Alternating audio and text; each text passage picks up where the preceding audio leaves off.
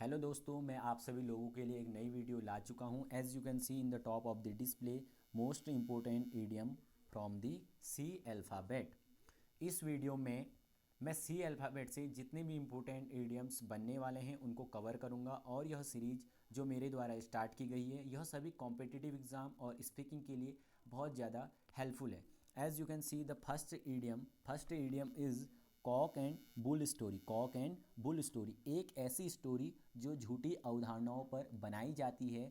That story will be cock and bull story. वह story कैसी होगी? Kock and bull story. मतलब you can से झूठी कहानी और मनगढ़ंत कहानी। मतलब एक ऐसी कहानी जो दूसरों के द्वारा बनाई जाती है, जिस बिना सिर पैर की बात यू कैन अल्सो से, ना जिसका सिर है ना जिसका पाँव है, मतलब जिसका कोई मीनिंग ही नहीं निकल रहा है। So that story will be cock and bull story, और you can say false story. Okay, you can make a one example regarding this idiom. After that you can also understand what is the meaning of these idioms. Okay, you can make, how can I believe in this? It can be cock and bull story. How can I believe in this? It can be cock and bull story. मैं इस पर विश्वास कैसे कर सकता हूँ? यह एक झूठी कहानी और मनगढ़ंत कहानी भी हो सकती है। Okay, now you can come in the second one. The second one is cry for the moon. Cry for the moon means झूठी उम्मीदों में खुश होना। आप अपने आप इस इडियम को पढ़ने के बाद समझ सकते हो। क्राई फॉर द मून, चंद्रमा के लिए रोना। आप समझ सकते हो कि चंद्रमा के लिए यदि कोई भी रो रहा है तो क्या, सपोज दैट एक छोटा बच्चा जब एक गाड़ी के लिए रोता है तो उसके पेरेंट्स उसको गाड़ी लाकर देते हैं। यदि सपोज दैट मैं चंद्रमा के लिए रो रहा हूँ, सो क्या मेरे पेरेंट्स मुझे चंद्रमा लाकर देंगे? यह तो इम्पॉसिबल है ना। चंद्रमा को अपनी जगह से नहीं हटाया जा सकता है। Means you can say the meaning of this idiom, झूठी उम्मीदों में खुश हो जाना। हम डे ड्रीमिंग करते हैं, स्वप्न देखते रहते हैं। मीन्स ये कर लूँगा, वो कर लूँगा, मैं चंद्रमा तोड़ लूँगा, but it all are a cry for the moon. ये सब क्या है? Cry for the moon means झूठी उम्मीदों में हम लोग क्या करते हैं, पल भर के लिए खुश हो जाते हैं। But it all are false exception means आप, और you can also say false exception. Now you can make a one example regarding this idiom. We shouldn't cry for the moon. We shouldn't cry for the moon, हमें झूठी उम्मीदों में खुश नहीं होना चाहिए। Okay, do not cry for the moon, झूठी उम्मीदों के लिए खुश मत हो। Okay, do not cry for the moon means झूठी उम्मीदों के लिए खुश मत हो। Okay, now you can come in the third one. Third one is cry over the split milk. Cry over the split milk का मतलब है पश्चाताप करना। आप पश्चाताप कब करोगे? I want to give one example. जब टाइम बीत जाता है, हम कुछ कर सकते हैं। Now you can see, you can take a one example. Suppose that यदि मेरे एग्ज़ाम चल रहे हैं और मैं ड्यूरिंग द एग्जामिनेशन मैं अपनी पढ़ाई नहीं कर रहा हूँ, और कुछ समय बाद मेरा रिजल्ट आउट होता है और मैं क्या कह रहा हूँ कि मैं अच्छे मार्क्स ला सकता था, बट उस समय मैंने मेहनत नहीं करी जब मेरे एग्ज़ाम चल रहे थे। बट जब रिजल्ट आउट हो गया उस समय मैं बातें क्या कर रहा हूँ कि मैं ला सकता था। मतलब कोई सिचुएशन और कोई थिंग और किसी काम को हम कुछ समय बीत जाने के बाद उसके लिए सोचते हैं कि हम उस चीज़ को कर सकते थे, बट हमने किया नहीं। So that situation, that work and that thing will be cry over the split milk. और यू कैन ऑल्सो से, आपने यह अक्सर सुना होगा, अब क्या होत जब चिड़िया चुग गई खेत। अब क्या होत जब चिड़िया चुग गई खेत मीन्स अब आप कुछ नहीं कर सकते हो फॉर दैट थिंग। आप उस कार्य के लिए कुछ भी नहीं कर सकते हो। यदि आपके द्वारा कोई भी ऐसा काम प्रीवियस पास्ट टाइम पर किया गया है और आप उसमें कुछ सुधार करना चाहते हो, कर सकते हो। बट मैं पहले एक एग्जांपल दे चुका हूँ एग्ज़ाम का। मैं एग्ज़ाम में गुड मार्क्स लाना चाहता था, बट मैंने जब एग्ज़ाम चल रहे थे मैंने उस समय पढ़ाई नहीं की। रिजल्ट आउट होने के बाद मैं क्या कर रहा हूँ, रिग्रेट कर रहा हूँ। मेरे अंदर क्या है, रिग्रेट की फीलिंग आ रही है। और यू कैन ऑल्सो से रिपेंट, मतलब कुछ समय बीत जाने के बाद हम पश्चाताप करते हैं। So that thing will be cry over the split milk, और यू कैन से अब क्या होत जब चिड़िया चुग गई खेत। Now you can make a one example regarding this idiom. There was a boy who was crying loudly. I asked him about his problem. He told me he didn't get a good marks in his examination. I tried to make him understand it is no use crying over the split milk.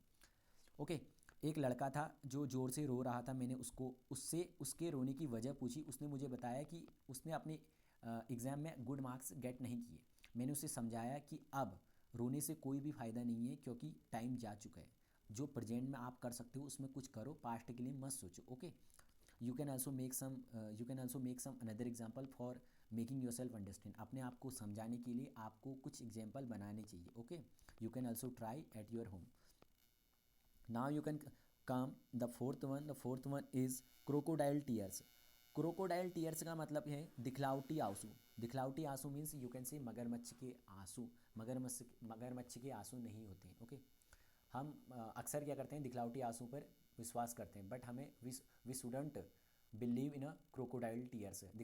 Crocodile tears का मतलब क्या है, दिखलावटी आंसू। Okay, now you can make a one example regarding this idiom. Why are you showing your crocodile tears. आप अपने दिखलावटी आंसू क्यों दिखा रहे हो। And you can also make another example, we shouldn't believe in crocodile tears. हमें दिखलावटी आंसू पर विश्वास नहीं करना चाहिए। हमें दिखलावटी आंसू पर विश्वास नहीं करना चाहिए। Now you can come the fifth one is chicken hearted fellow. Chicken hearted fellow, you can say the meaning of this idiom, कायर person, you can say coward person और टिमिड पर्सन।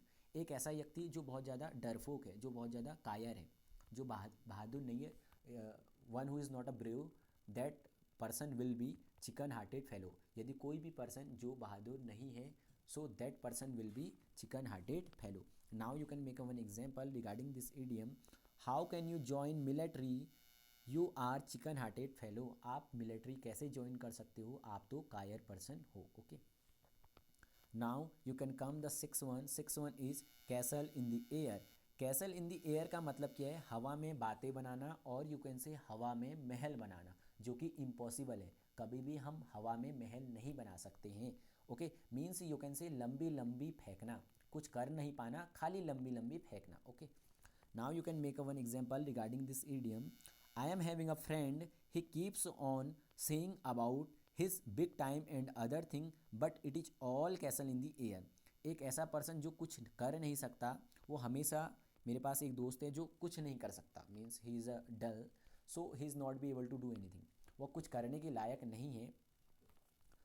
सो हमेशा वो क्या करते हैं, अपने बड़े टाइम की बात करते रहते हैं और कुछ अन्य चीज़ों की बात करते रहता है। So this all thing are castle in the air for him. यह सब क्या है, उसके लिए कैसल इन दी एयर है। सॉरी गाइस, यहाँ पर एक मिस्टेक हो रही है। ही कीप्स ऑन के बाद सेइंग और टॉकिंग यू कैन से। ओके, कीप्स ऑन के बाद हमेशा हमें वर्ब की आईएनजी फॉर्म का यूज करना पड़ता है। You can use verb form after the keeps on. Okay, यहाँ पर आप कीप्स ऑन के बाद सेइंग और टॉकिंग का यूज कर सकते हो। I am having a friend, he keeps on talking और saying about his big time and other thing but it is all castle in the air. वह हमेशा अपने बड़े टाइम की बातें करते रहता है या बड़े टाइम के लिए कहते रहता है। Okay, it is my humble request to all of you. यदि यह वीडियो आपको पसंद आई, so friends do not forget to subscribe my channel and press the bell icon for getting notification of my videos early. और जो next video होगी वह D alphabet से जितने भी इम्पोर्टेंट ईडियम बन सकते हैं, उनको मैं उस वीडियो में कवर करूँगा।